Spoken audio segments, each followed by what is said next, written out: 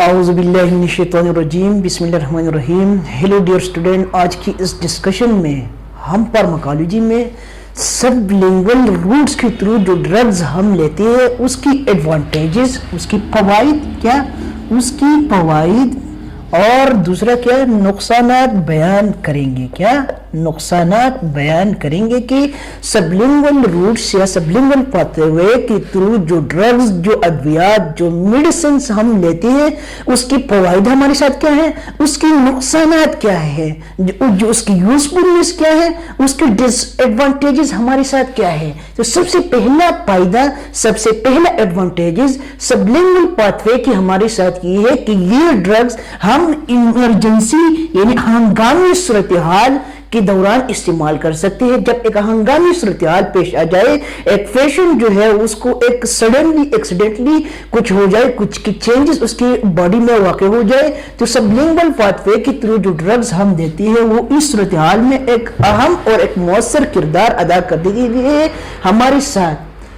دوسرا کیا ہے، یہ سبلنگول پاتھ وے کی جو روٹس کی جو ڈرگز ہے یہ تو ایمرجنسی کنڈیشن میں کام تو آتے ہیں، لیکن کیوں کام آتے ہیں؟ کیونکہ یہ جو ہے یہ سبلنگول پاتھ وے کی یہ ڈرگز یہ پیشنٹ کی باڈی میں ریپڈلی مسلسل جو ہے یہ ایبزارب ہوتا ہے اور اپنی اسپیسیفک ریسپٹر تک ڈائریکٹلی پہنچتا ہے اور پیشنٹ کی باڈی کو اتنا زیادہ نقصان بھی نہیں پہنچتا اور ریسپٹر تک پہنچتا ہے. تو ہنگامی صورتحال میں یہ کیا ایک بہتر کردار ادا کر دیتا ہے. دوسرا فائدہ سبلنگول پاتھ وے کی کیا ہے؟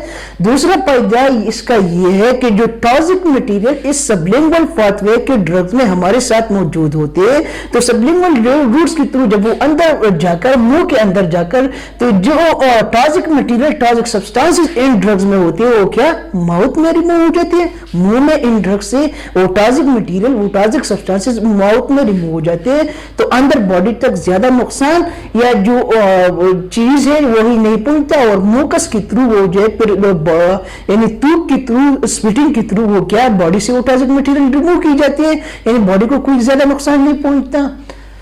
تیسرا فائدہ کیا ہے؟ تیسرا فائدہ سبلنگول پاتھ وے سبلنگول ڈرگز کی کیا ہے ہمارے ساتھ؟ تیسرا فائدہ یہ اس کا یہ ہے کہ یہ ہمارے ساتھ ڈائجسٹو سسٹم میں ایبزارب ہوتے ہیں. ڈائجسٹو سسٹم ان ڈرگز کے میٹابولزم میں ایک اہم اور بیسک کردار ادا کر دیتا ہے.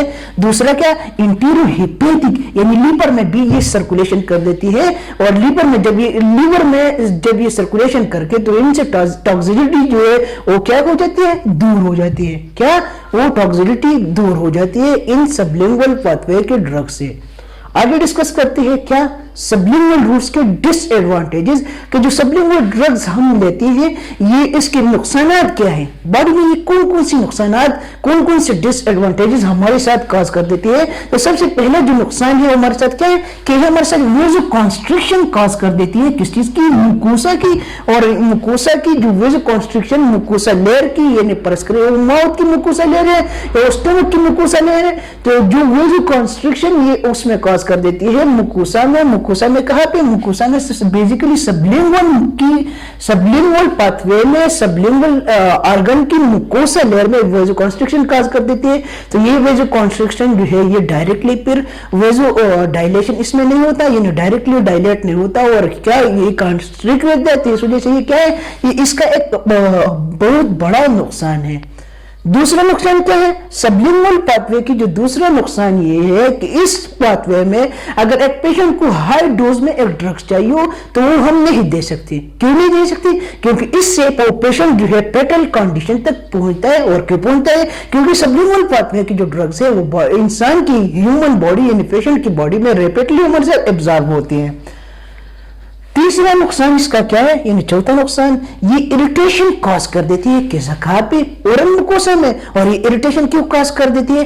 جس طرح پہلے ہم نے ڈسکس کیا کہ یہ اریٹیشن اس لیے کاز کر دیتی ہے کیونکہ وہ جو کانسٹرکشن اس کی وجہ سے ہمارے ساتھ واقع ہوتا ہے باڈی میں.